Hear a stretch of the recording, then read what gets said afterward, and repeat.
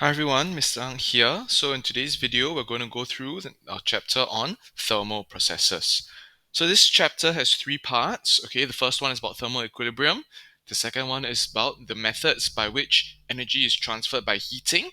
And the last one is the applications of such thermal processes where energy is transferred.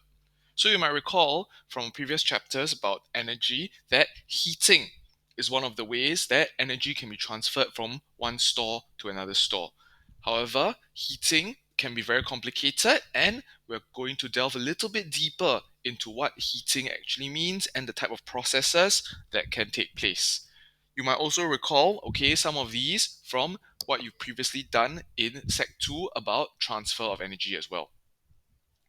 So for the first part about thermal equilibrium, we are going to look at how energy moves, okay, between two different regions. So the first thing is we know that all matter contains energy in the internal store. So this is something that we learned in a previous chapter on the kinetic particle theory of matter. And the internal store is equal to the sum of the potential energy in the potential store due to the intermolecular forces between the particles inside the substance, as well as the kinetic energy of the individual particles as they move about randomly. So we know that energy is transferred from a region of higher temperature, which is the hotter object, to a region of lower temperature, the cooler object, until both regions have the same temperature. They are said to be in the state of thermal equilibrium. And thermal equilibrium is a state where two or more objects have the same temperature and there is no net transfer of energy between them. At this point, it is also probably a good reminder that what temperature measures is the average kinetic energy of the particles inside the substance. Okay, so if this sounds a little bit unfamiliar, you might want to go back and watch some of the videos on the kinetic particle theory to remind yourself and get a bit of a refresher. So over here, okay, there's a simulation. I put a QR code so you can access it yourself as well as the link. But to put it simply, for example, on the right over here, we have a hot drink and a cold drink. They form a system with the surrounding air. So because for the hot drink it is at a higher temperature than the surrounding air, this difference in energy will cause the this difference in temperature will cause the energy to be transferred from the hotter object to the colder object. So from the tea to the surrounding air. And then this will continue until they are the same temperature and the internal store in the hot tea will slowly be transferred to the surrounding air until both are at thermal equilibrium. The same thing happens inside your cold drink, except this time the hotter object is the surrounding, so energy transfers from the surroundings into the internal store of the cold drink. So same thing that might occur. And the important thing to remember is there's no such thing as coldness. What we have is heat. And in this case, what heat does, okay, is get transferred from regions of higher temperature to colder temperature. Okay, it's a common misconception that people think that there's such thing as coldness and then you can transfer coldness from something colder to something warmer. That's not how it works in physics, okay? There's no such concept as coldness. So you must remember that what we do have is heat that gets transferred, and if something is cold, that is actually because it has very little heat. So if something you touch feels cold, it's not because it's transferring coldness to you, but because you are transferring heat to it. And you losing that heat, that's how your body senses as something is cold. Okay, so simple worked example. If we have two objects of different temperature being in contact, how is thermal equilibrium reached? So firstly, the internal energy or the energy in the internal store from the hotter object will be transferred to the colder object via heating. So again, remember our idea of energy stores and energy pathways that we covered in the chapter on energy. So what happens here is because the energy from the hotter object is transferred to the colder object, this decreases the temperature of the hotter object and at the same time increases the temperature of the colder object until both objects are at the same temperature. And then we have thermal equilibrium because there is no net flow of internal energy from one object to the other object. Okay, next, an application question. Okay, you might see this online as kind of a joke. Some people ask, how does a vacuum flask, how does a thermos flask know to keep its contents hot or cold? How does it know that, oh, I've got hot water inside the thermos flask, therefore I need to keep it hot? Or how does it know, oh, I've got ice water inside, how do I keep it cold? Okay, in actuality, both of them are governed by the same processes, okay, the same properties. Number one, because if the if the liquid inside the vacuum flask is warmer than the surroundings, what is going to happen is that heat will be transferred from the liquid to the surroundings, right? Because energy will flow from the hotter object to the colder object or the surroundings in this case. The other way, if the liquid inside is cooler than the surroundings, heat will be transferred from the surroundings to the liquid, right? From the hotter object, the surroundings, to the cooler object, the liquid. In both cases, the vacuum flask is designed to reduce the rate of heat transfer. Okay, so what that means is it is going to slow down how much energy gets transferred from the hotter thing to the colder thing, whether that is into the flask or out of the flask. And therefore, when that happens, this keeps the contents as hot or as cold for as long as possible.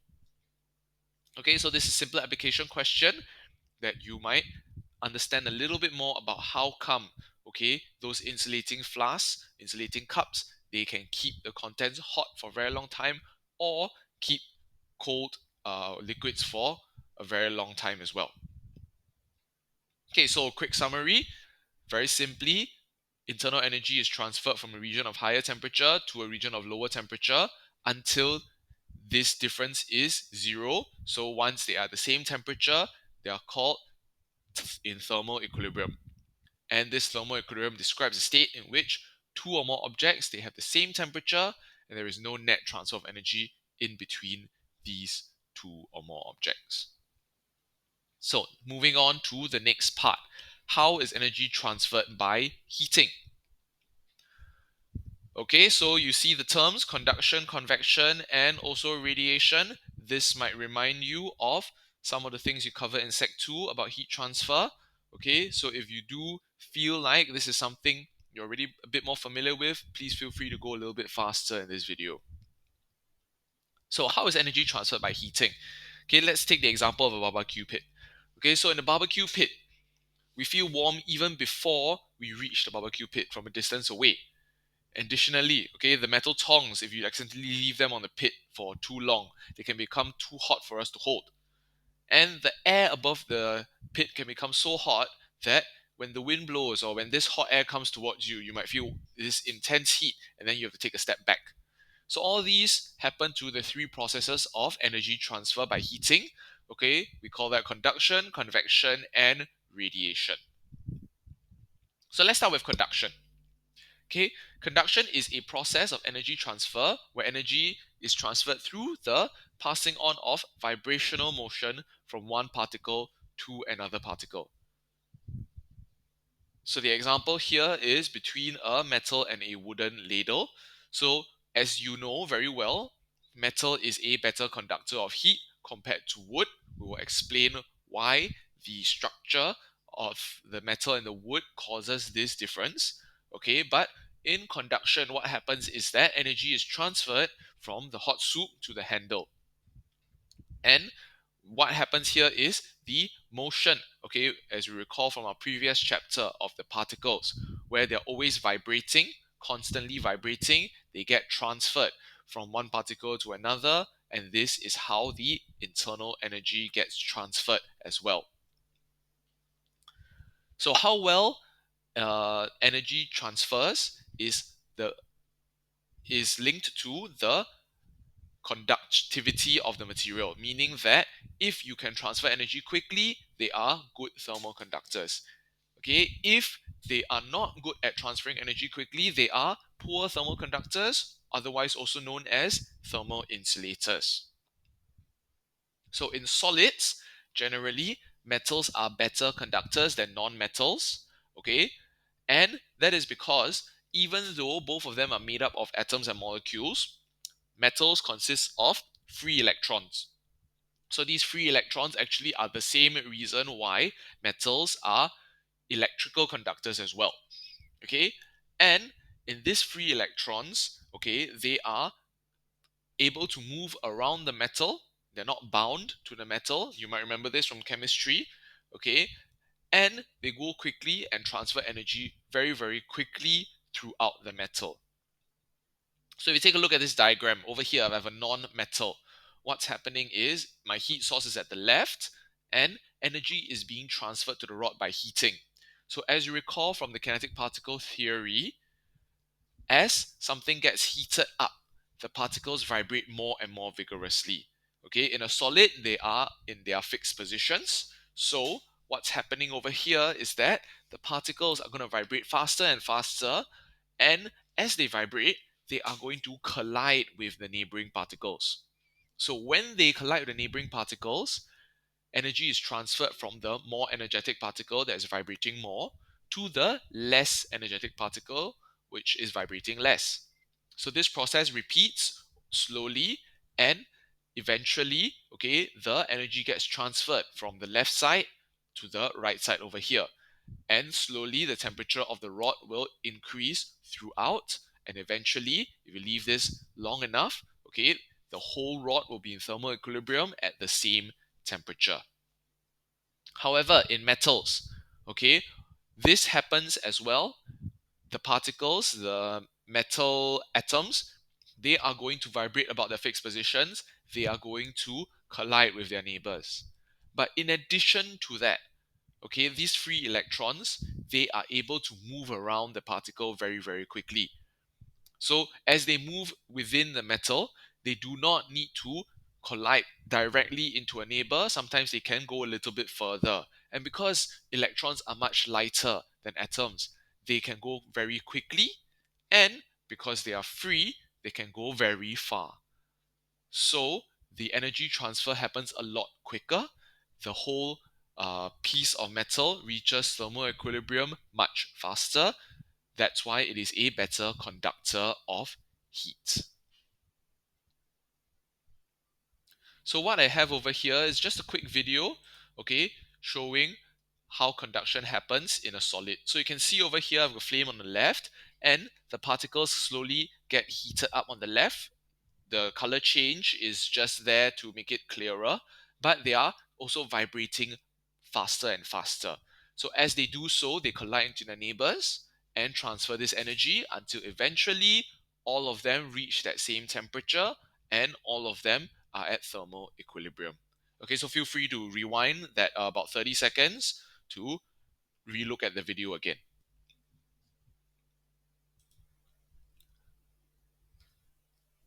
So, due to free electrons, materials that consist of them are usually very good thermal and electrical conductors. Okay, we've got very few exceptions, one of them being diamond. This one is not something that you need to remember in the syllabus, but just something that's good to know. Okay, diamond has certain very special properties that allow it to be a very good thermal conductor. However, it is a poor electrical conductor. But generally speaking, if an object is a poor electrical conductor, it is also going to be a poor thermal conductor, and vice versa. So over here, just a quick video to show how much better metal is as a thermal conductor.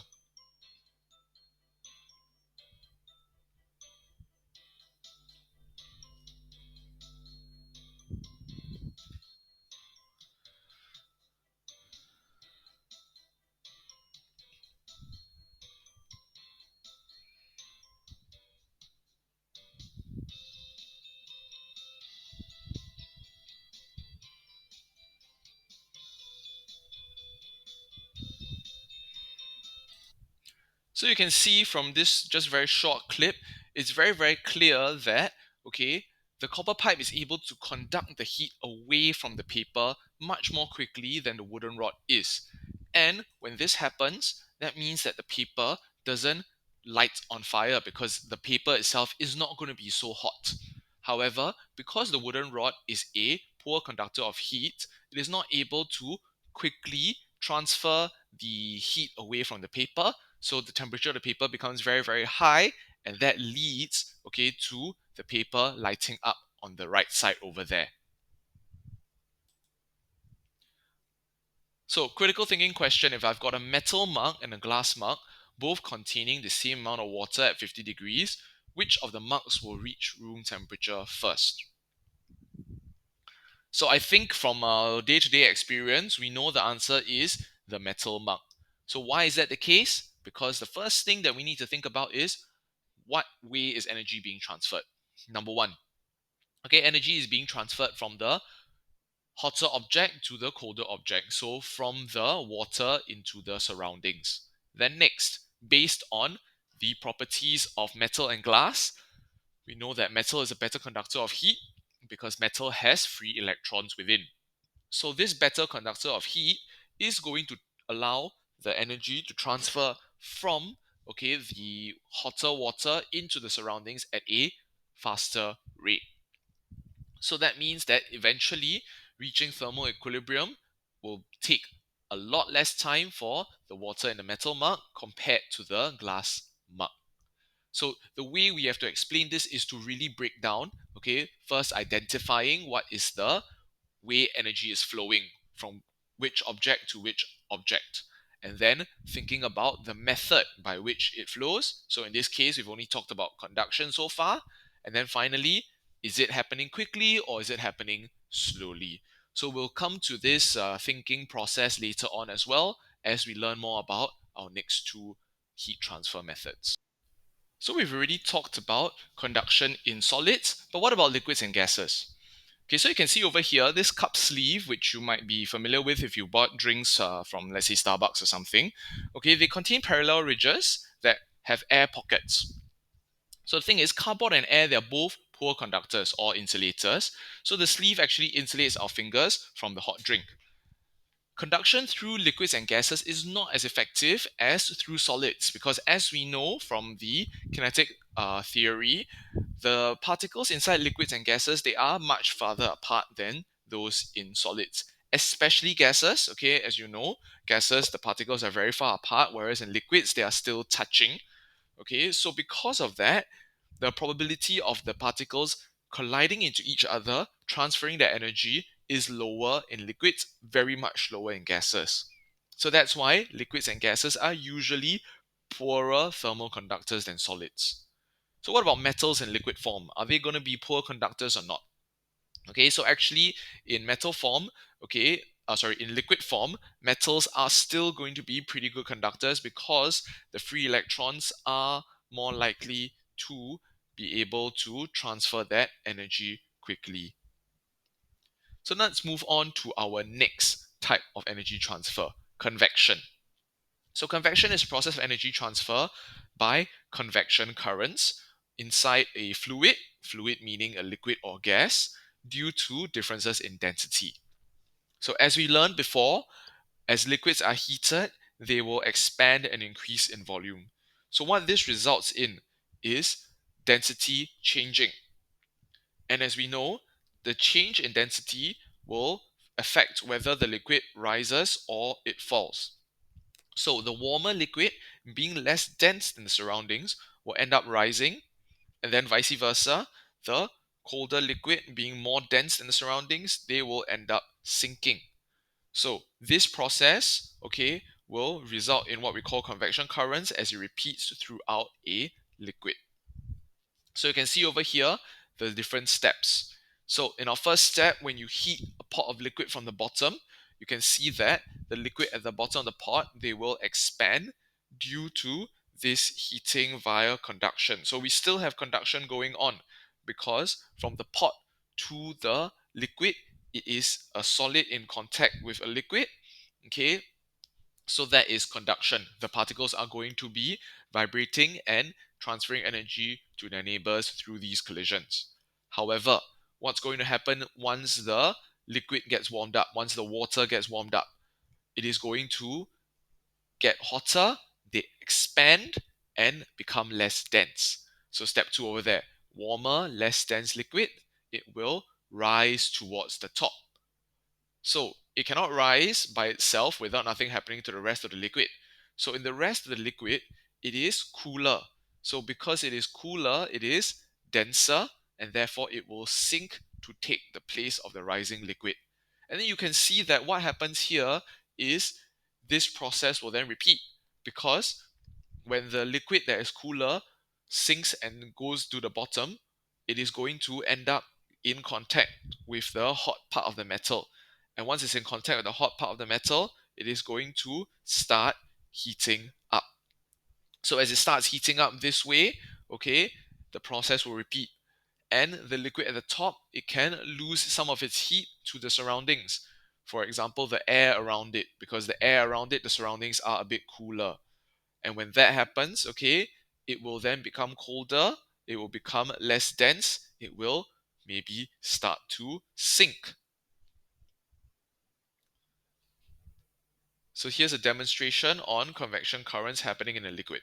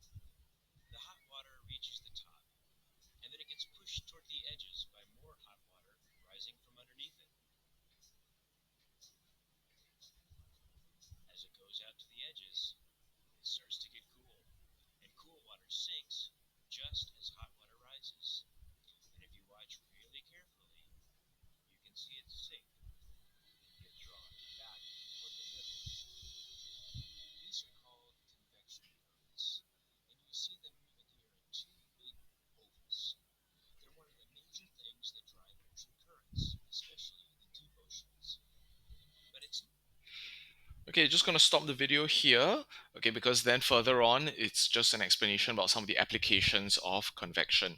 But you could see just now from the video, okay, that convection usually happens in loops because it's a repeating process whereby the hot water, as mentioned in the video, it's rising, but it doesn't leave a void behind. That means that colder, denser water will sink to take its place. But as it takes its place, it will then get exposed to whatever the heat source is, and that case, it will continue. And then the hot water, as it is at the surface, it can continue to lose its heat to the surroundings and become cooler, denser, and sink again. So repeating this process. So convection can actually be made visible with the setup over here. So such a demonstration will actually show that, okay, the smoke, okay, we use an incense stick over here, it will get drawn in, okay, because as the candle heats up the air surrounding it and the air rises, the lack of air will draw some colder, denser air in from the other side of the beaker. So eventually you will see that the smoke gets drawn downwards from the right hand side, and then on the left hand side it will rise as the candle warms up the air and heats it up. And then this will be a cycle that happens over and over again. However, in a situation like this, because it is open to the surroundings, okay, the loop will be very, very large, and you may not see that the smoke gets drawn in once it reaches above the T-shaped card. So in air, we can see some convection currents here.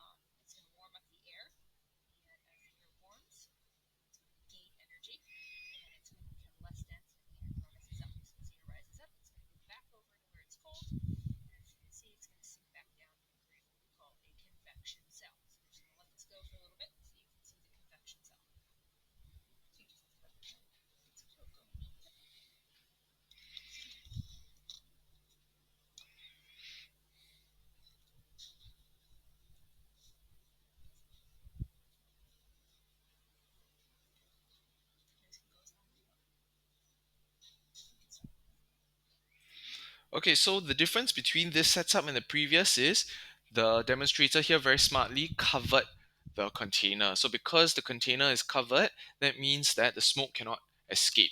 It can heat up, but it will not be able to continue rising.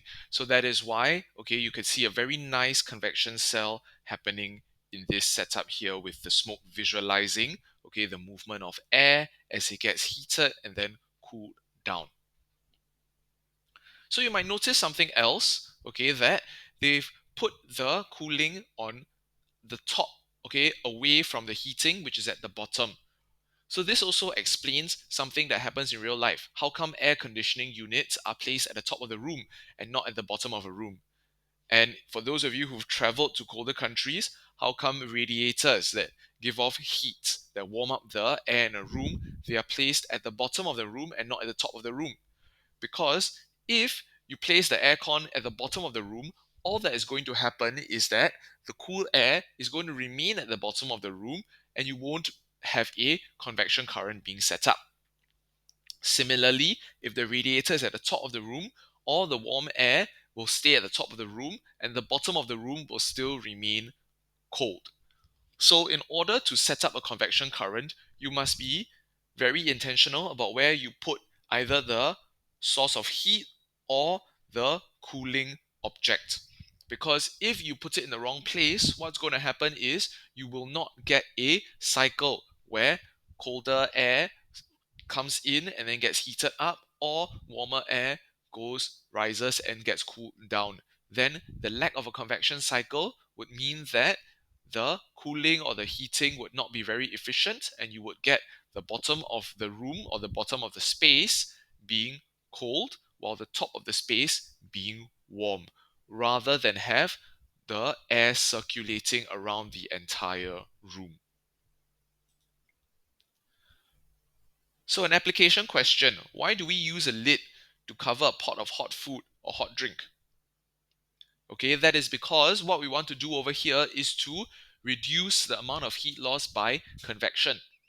Notice it's only for hot food and not for cold food. Okay, so what's happening here is if you put a lid on top, then your hot gases, okay, the steam or the hot air that has been heated up by the drink would not be able to escape and then carry with it all this internal energy into the surroundings. And then when it carries all this internal energy into the surroundings as it escapes, because it rose, cooler air from the surroundings would come in, okay, and then repeat this process. So this becomes a convection current that is very efficient at cooling down a hot object. Once we put the lid on, you are trapping that hot air in. So you don't get a convection current, okay? We still get some heat loss by conduction through the lid, but that is why you also notice in these two examples, the lids are made of insulators. They are poor conductors like glass or plastic. So it is also, okay, both fact that we are reducing convection as well as picking something that reduces conduction. If you use a metal lid, you will reduce the convection, but you wouldn't do much to reduce the conduction. Okay, so while it might still retain heat better than if there was no lid, okay, it wouldn't be as good as, for example, a glass or a plastic lid. So, summary on conduction and convection. Okay, conduction is a process of energy transfer where the vibrational motion is passed on. So the important thing to remember is that, okay, you are colliding into each other. The particles are transferring energy by colliding into each other. And free electrons, okay, in metals allow for this process to happen much more quickly than in non-metals. Convection, on the other hand, convection currents are responsible. So while there still is conduction within a liquid, okay, most of the heat transfer actually happens because the water itself, the liquid or the fluid, is able to flow from one region to another region. And this is due to a difference in density. As objects get heated up, they become less dense and they tend to rise compared to objects which are cooler, denser, and therefore will sink. So now let's look at the last method of heat transfer, radiation. So in both conduction and convection, okay, we needed a physical medium, meaning we needed some sort of substance to vibrate or to move before the energy transfer can occur. However, okay, radiation does not require a medium, meaning that it could pass through a vacuum. So in space, okay, there is no medium. Okay, there are very few particles, and these particles are not colliding in each other. They are very, very far apart. So the energy that comes to Earth from the sun is actually transferred through radiation with very little medium, okay, and it travels at the speed of light as a form of electromagnetic wave. This is a chapter we'll cover in the future, but you might also have had some exposure to it in lower sec science. So radiation, as I said, is energy transfer by electromagnetic waves that does not require a medium, and all objects with a temperature above absolute zero, a term you might have heard, okay, emit and absorb electromagnetic radiation. So all of the objects around us, okay, are going to be continuously emitting and absorbing electromagnetic radiation to different extents depending on their physical properties.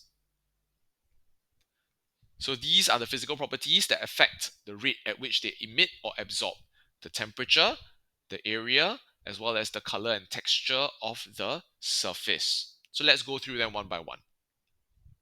Number one, okay, surface temperature. So when we have two objects with different surface temperature, okay, we have something that's hotter and something that's cooler. Energy transferred from the hotter object is transferred by radiation at a certain rate, Rh over here, and from the cooler object, Rc. If these two objects are exactly identical except for the surface temperature, Rh will be higher than Rc. So your object with a higher temperature would emit, okay, heat via radiation more quickly than an object with a cooler temperature. So if, for example, I have two objects and I plot that temperature graph as time passes, you will see that, okay, the gradient, the curve for the hotter object is going to be steeper than the cooler object. And over time, this gradient actually decreases because it gets colder and colder. And as it gets colder, it starts to emit radiation at a slower rate. So this lower rate means that the rate of change of temperature gets smaller and smaller. So over time, okay, it will get shallower and shallower until it finally reaches the room temperature after a very long time. So this is, in words, the explanation of what I said just now based on the graph. So the next aspect is surface area. So if I've got two steel blocks with the same volume over here, okay, but they have different surface areas, and you plot, okay, the temperature over time after you heat them up, what you will find is that the block with a larger surface area transfers heat much more quickly. Okay, because it has a larger surface area, it will cool faster. But at the same time, if, for example, it was cooler than the surroundings, it would also absorb energy at a higher rate. So it's always going to be that a good absorber is a good emitter of radiation. Something that absorbs heat, okay, that takes in heat very well, very quickly, okay, is going to end up giving off heat very well or very quickly as well. Okay, there's no object that is good at absorbing and poor at emitting, or vice versa, good at emitting but poor at absorbing. Okay, the last factors are surface color and temperature. So we can't see infrared radiation because that is outside of the visible light spectrum. But when it falls on our skin, we can sense this warmth. So when you go out into a hot sunny day, that infrared, okay, from the sun reaches you and you can feel it.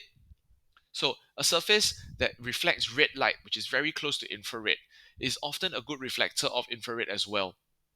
Okay, so for example, if you have a red object, what is probably going to happen is it is actually not going to absorb infrared very well, because along with red light, it is also reflecting away a lot of infrared radiation. And besides color, the texture of the surface also affects the amount of light reflected. a very smooth, shiny surface will reflect much more light than a matte or a rough surface. And because of that, okay, this means that, like I said, if you're a good emitter, you're a good absorber. So you also emit radiation at a slower rate if you are shiny, okay, compared to a rough matte surface. So you can see over here exactly what I said. So the slower rate of absorption would be a object with low surface temperature, small surface area, and a shiny, smooth, light colored surface. However, the opposite would give us a object which was very, very good at absorbing or emitting radiation. So something with a high surface area, large temperature, as well as a matte and rough and dark colored surface. So you might actually notice this, why some people say you don't wear black color or dark colors when it's very sunny out, because you might end up overheating. Because the shirt, okay, that is black is going to absorb radiation very, very well compared to a light colored surface. So that is why, okay, when the weather is very, very hot out, it's very, very sunny, okay, it's much more cooling to wear a white color shirt compared to a black one. So, like I mentioned earlier, objects both emit and absorb radiation from surrounding bodies at the same time. So whether object is experiencing a net emission or net absorption, whether it is gaining overall internal energy or losing the internal energy, is determined by all these three effects added together along with the surroundings as well. Okay, so let's go through worked example 2. Okay, and let's go back and think about all three thermal transfer processes. So A student picked up a metal rod and a wooden rod. They were left on a wooden table for some time, and the metal rod felt colder than the wooden rod. And explain, okay, whether the two rods at the same temperature and why the metal rod felt colder.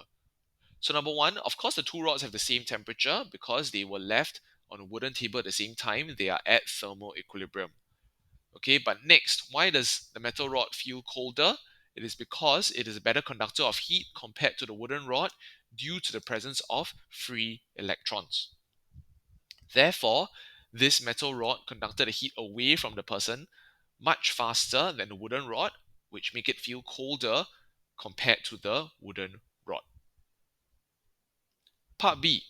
Okay, the student then went to collect some hot water from a big cylindrical metal boiler, and the student felt warm standing next to the boiler. Discuss if each of the three thermal transfer processes contributed to the warmth the student feels. So the first thing, before you even talk about the three processes, is to consider the direction of heat flow. Number one, the boiler is at a higher temperature than the surroundings, and therefore it transfers heat to the surroundings and to the student. Two, so metal is a good conductor of heat, and it will conduct heat to what it's touching, which is the surrounding air. Okay, unless a student puts his hand onto the metal boiler, the metal is not going to conduct heat to the student directly. But what it's going to do is conduct heat to the air, which is in contact with the metal boiler itself. Then, okay, the air undergoes convection, which means that hot air will move about the room, okay, to heat it up. So that is also how the student feels some of the warmth, because the hot air will warm up the entire room, okay, as it travels and it convects throughout the entire room. And then finally, radiation. All objects radiate heat because this metal boiler is very large and at a high temperature.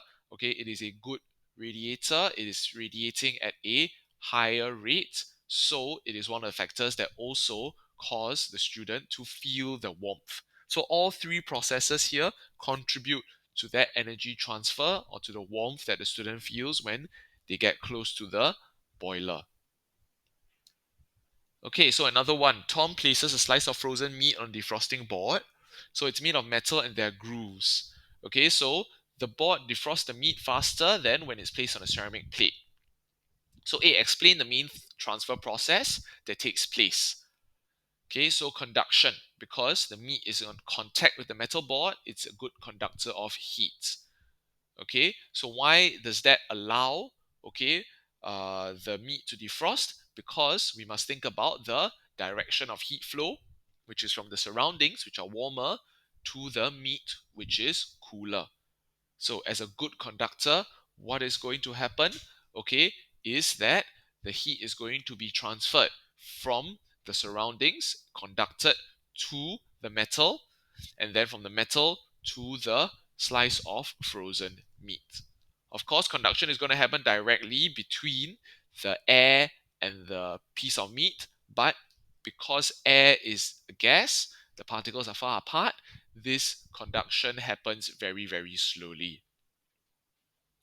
So part B, okay, the grooves increase the surface area of the metal board, therefore increasing the rate where it can gain heat from the surroundings by conduction and by radiation. Okay, remember, the more surface area, okay, the faster something can absorb or emit radiation, but also there is more surface area for it to be in contact with the surroundings.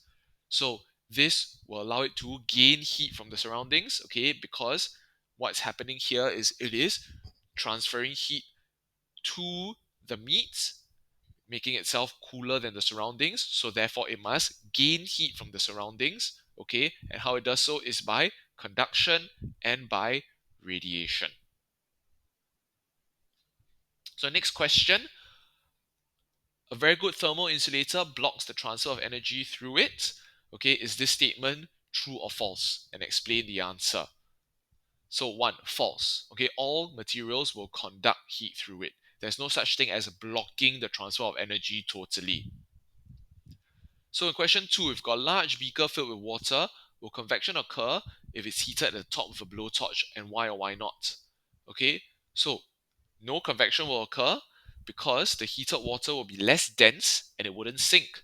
So you don't have a convection current set up. The hot water that is at the top will remain on top. So that is why, okay, this will not result in any form of convection. 3. State the 3 factors that affect the rate of transfer of energy by radiation. So this one is just memory, okay? Color, surface texture, surface area, and the temperature are the factors here. So we're moving on to the next part of the chapter, applications of our thermal processes.